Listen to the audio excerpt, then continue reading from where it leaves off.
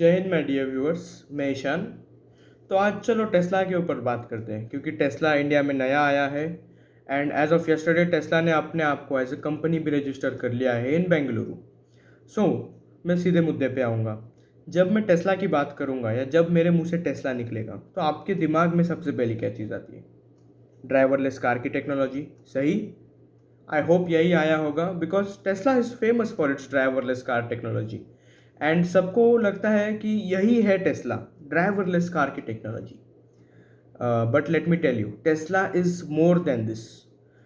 जब टेस्ला अपने आप को इन द वर्ल्ड इंट्रोड्यूस करता है एज अ कंपनी, टेस्ला की आइडेंटिटी है that Tesla is more than just automated cars. Tesla is a revolution of sorts. Tesla जैसे अपने आप को बताता है, टेस्ला का एम है सस्टेनेबल एनर्जी को लेके इनोवेशन को मिला के एक प्रोडक्ट ऐसा एप्लीकेशन में दे देना आपको कि लाइफ ही चेंज हो जाए। उसका फर्स्ट है एग्जाम्पल टेस्ला की ऑटोमेटेड गाड़ियाँ। टेस्ला तो सही काम कर रहा है, पर क्या इंडिया टेस्ला के लिए सही है? चलो आज इसके ऊपर ही बात कर लेते हैं। तो श्री नितिन गडकरी जी का एड्रेस मैंने सुना। वो एड्रेस सुनने के बाद मैं बहुत एक्साइट हो गया क्योंकि नितिन गडकरी जी ने जो दावे किए वो मुझे बहुत सुकून दिया मेरे दिल को कि इंडिया में इतना प्रोग्रेस होगा टेस्ला को लेके। तो but of course as a normal student मुझे इंटरेस्ट हो गया कि मैं देखूँ भाई टेस्ला इंडिया में आ रहा है तो क्या क्या हो सकता है। मैंने थोड़ी सी रिसर्च की, दोस्तों से बातें की एंड जो इन्फॉर्मेशन मिली है उसमें मेरे पास कुछ फैक्ट्स हैं जो I guess as a friend मुझे आप सबको भी बता देने चाहिए। पॉजिटिव भी है, नेगेटिव भी है, थोड़े इंटरनेशनल चीज़ें भी है। सो थोड़ा सिंक इन होने में टाइम लगेगा क्योंकि मुझे भी लगा था, बट चलो बात ही कर लेते हैं क्योंकि दोस्त है आफ्टर ऑल हम। सो ओके, बात यहीं से शुरू करते हैं कि टेस्ला बन के कहाँ से आएगी इंडिया में। क्योंकि टेस्ला का इंडिया में कोई मैन्युफैक्चरिंग यूनिट तो है नहीं। टेस्ला का एशिया मैन्युफैक्चरिंग यूनिट है चाइना में। जी हाँ, सही सुना आपने, चाइना में है। चाइना से इंडिया में टेस्ला की गाड़ियाँ आएंगी, चाइना से इंडिया में इंपोर्ट होके गाड़ियाँ आएंगी एंड बट ऑफ कोर्स हमारे मार्केट में हमें उसके ऊपर कस्टम्स एंड टैक्सेस जो रहते हैं वो भरने पड़ेंगे। अभी आपको इंडियन कस्टम्स का तो मालूम ही है कि अगर बाहर से कोई गाड़ी या लग्जरी आती है इंडिया में, सो उसके ऊपर 100 to 125 या 150 तक भी कस्टम आपको पे करना पड़ता है एज अ टैक्स। तो अगर समझ लो टेस्ला की एक्चुअल प्राइस यूएस में 30 लैक्स है, रफ फिगर दे रहा हूँ, पकड़ के मत चलो।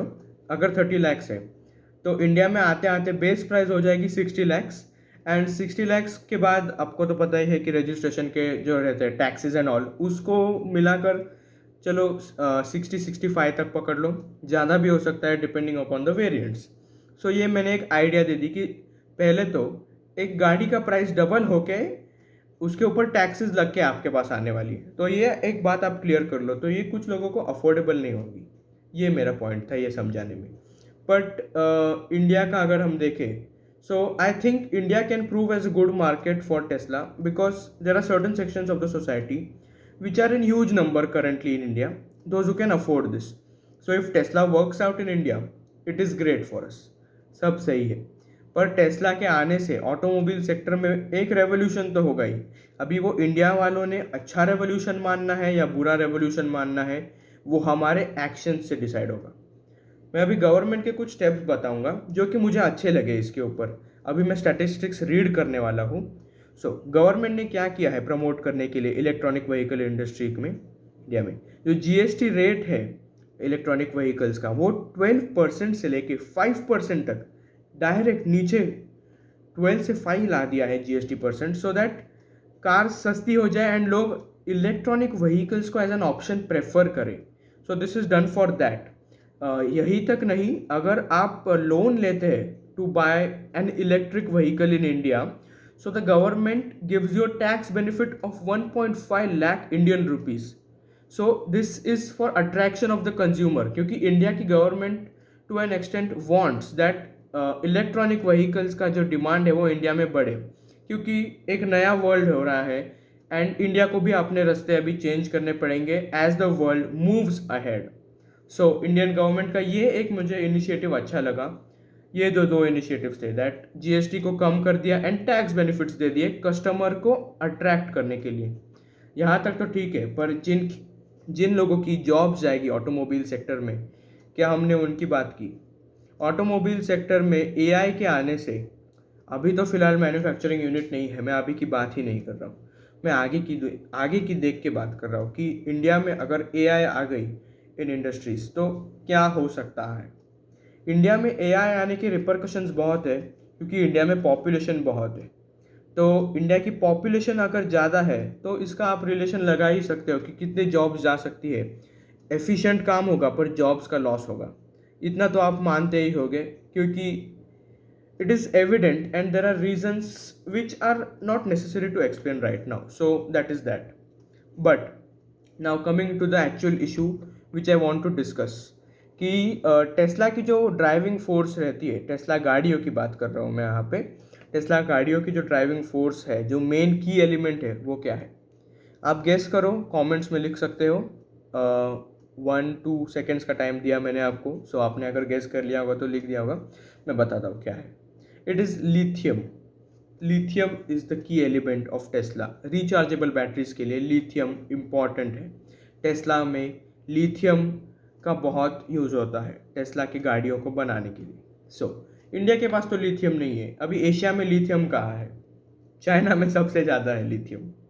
But India is definitely not considering China for its lithium reserves. अब आप पूछोगे चाइना नहीं तो और कौन? आप जब बोलते हो कि फॉरेन विजिट्स में हमारे पीएम या फिर अपने प्रेसिडेंट इतने पैसे क्यों खर्च करते हैं, इसका रीज़न मैं आपको 2 मिनट में, आने वाले 2 मिनट में बताने वाला हूँ।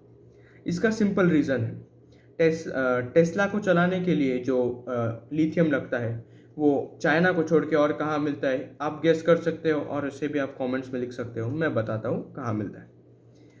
लिथियम ट्रायंगल, साउथ अमेरिका में एक लिथियम ट्रायंगल है। चिली, अर्जेंटीना एंड बोलीविया को मिला के एक लिथियम ट्रायंगल मिलता है जहाँ पे लिथियम की बहुत माइनिंग भी चलती है। बट अनफॉर्चुनेटली उनके पास इतना पैसा नहीं है कि वो अपने लिए माइनिंग कर सके, तो उनका जो गोल्ड है उनके लिए, सॉर्ट ऑफ लिथियम, वो उनके लिए थोड़ा एक रिस्ट्रिक्ट हो जाता है। इसमें आप बोलोगे इंडिया का क्या हाथ हो सकता है? इंडिया इधर से कैसे निकाल सकता है? इंडिया के पीएम एंड प्रेसिडेंट 2017 2018 एंड 2019 में 3 या 4 बार विजिट्स कर चुके हैं टू दीज कंट्रीज। आप पूछोगे क्यों? उस टाइम पे तो आपने बोल दिया होगा सिस्टमेटिकली कि मोदी जी तो पैसे वेस्ट कर रहे हैं ट्रैवल करने में इधर उधर, चिली और अर्जेंटीना से हमें क्या, बस दोस्ती रखने से कोई फ़ायदा नहीं, कुछ इन रिटर्न भी तो मिलना चाहिए। यही आपने सोचा होगा और यही मैंने भी साल पहले सोचा था। आज मुझे समझ रहा है इसके पीछे डिप्लोमेटिक विजन क्या है। पिछले साल ये न्यूज़ में नहीं आया था ज़्यादा, जो मैं अभी बताने जा रहा हूँ। नीति आयोग, जो प्लानिंग कमीशन का एक एडवांस फॉर्म है एनडीए गवर्नमेंट में जो आया, नीति आयोग की एक टीम गई थी पिछले साल, ये न्यूज़ में नहीं आया है, लिथियम ट्रायंगल में, मतलब चिली, अर्जेंटीना, बोलीविया के कुछ माइंस में गई थी देखने के लिए कि इंडिया इधर क्या कंट्रीब्यूशन दे सकता है ताकि इंडिया अपने लिथियम रिजर्व्स को एनरिच कर सके एंड कम प्राइस में, क्योंकि चाइना जो प्राइस पे दे रहा है वो ज़्यादा अफोर्डेबल नहीं है इंडिया के लिए, तो कम प्राइस में ज़्यादा लिथियम रिजर्व्स कैसे बढ़ाए जाए। क्योंकि लिथियम का तो आपको मैंने इंपॉर्टेंस बता दिया कि टेस्ला का जो की चीज़ है जिसके कारण Tesla is Tesla, that is lithium.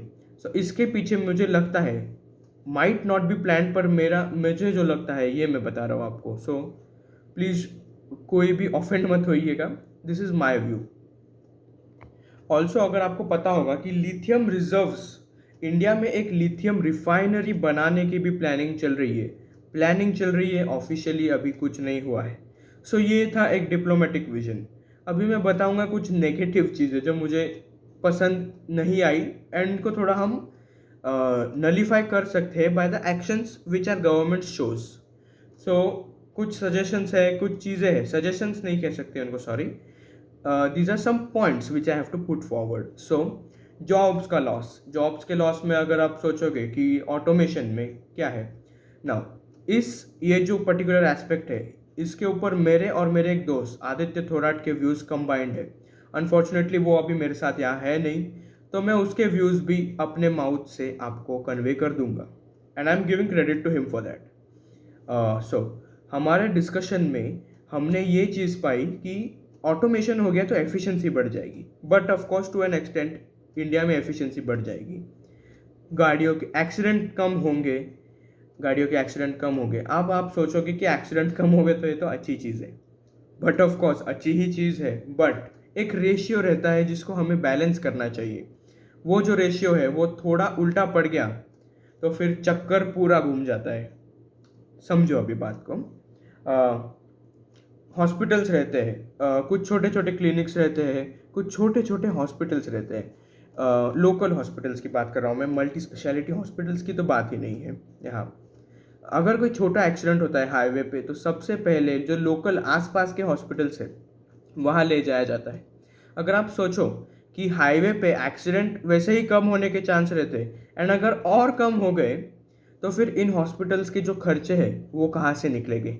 इसके ऊपर आप सोचो, ये जो छोटे छोटे हॉस्पिटल्स है जिनका काम उन लोगों की सैलरीज कहाँ से आएगी, इतना सोचो। ठीक है, this is just a point two think upon. मैं इसके ऊपर कोई कमेंट, एक साइड नहीं ले रहा हूँ, एक पॉइंट दे रहा हूँ आपको थिंक करने के लिए। क्योंकि देखो, कोई भी चीज़ आती है तो किसी ना किसी का तो लॉस होना पड़ता है, एंड अगर कोई भी चीज़ आती है इट बिगिनस विथ एक्सपेरिमेंटेशन से ही सारी चीज़ों की शुरुआत होती है।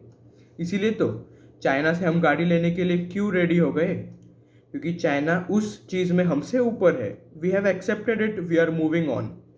ओके, नाउ एक और चीज़ जिधर जॉब्स का लॉस हो सकता है, इंश्योरेंस सेक्टर में।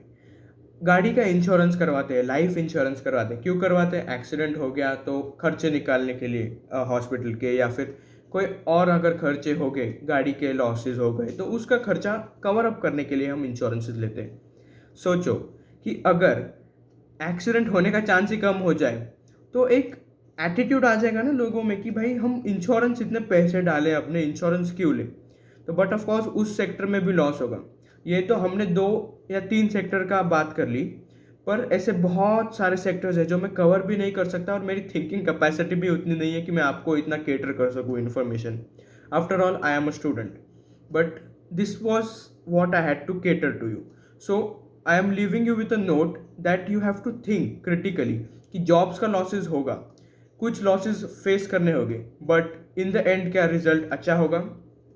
क्या अच्छा होगा? आपको क्या लगता है? ज़रा सोचो। मैंने इतनी बातें बोल दी, क्या अच्छा होगा? 50-50% चांस है, अच्छा हो सकता है, बुरा हो सकता है, बहुत ही अच्छा हो सकता है, बहुत ही बुरा हो सकता है।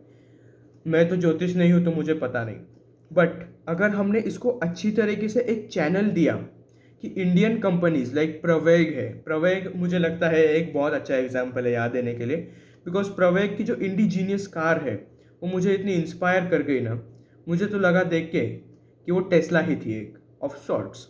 तो प्रवेग जैसे और स्टार्टअप्स जो है वो इंडिया में अगर राइज हुए, टेस्ला को एक कंपटीशन मिली, तो हमारा सारा पैसा उधर भी नहीं जाएगा, एक पर्टिकुलर अमाउंट रहेगा इंडिया में, एक पर्टिकुलर मनी का जो फ्लो है वो थोड़ा सा बैलेंस में रहेगा।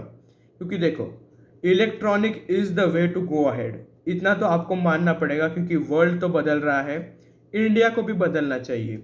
इंडिया की एक खास बात क्या है मैं बताता हूँ। इंडिया ने इतनी सारी चीज़ें फेस करी है, इतने सारे प्रॉब्लम्स, इतने सारे गुड लक, इतनी सारी अच्छी चीज़ें, इतनी सारी बुरी चीज़ें, बट इंडिया का एक प्लस पॉइंट है कि हम सारे मिलके, भले ही कोई भी आइडियोलॉजी के हो यार, कोई भी पॉलिटिकल पार्टी को सपोर्ट करते हो, हम साथ रहते हैं टिल द एंड।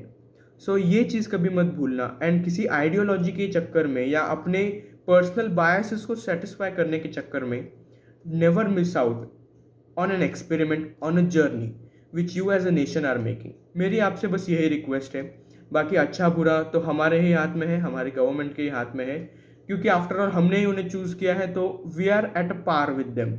लॉस हुआ है तो एज अ कंट्री हमारा लॉस हुआ है, प्रॉफिट हुआ है तो एज अ नेशन हमारा प्रॉफिट हुआ है।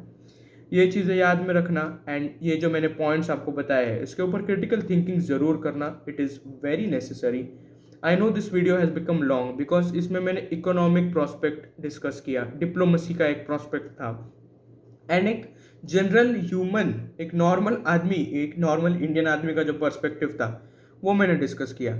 सो ये 15 मिनट लंबी वीडियो मैं आपको प्रेजेंट करता हूँ। अभी आपके ऊपर है, आप मेरे फैक्ट्स मानो या ना मानो, पर प्लीज़ ऑफेंड मत होना, क्योंकि हमें एज अ कंट्री प्रोग्रेस करना है। Okay, So, on that note, I would sign off. Jai Hind, and thank you for listening if you have reached till the end.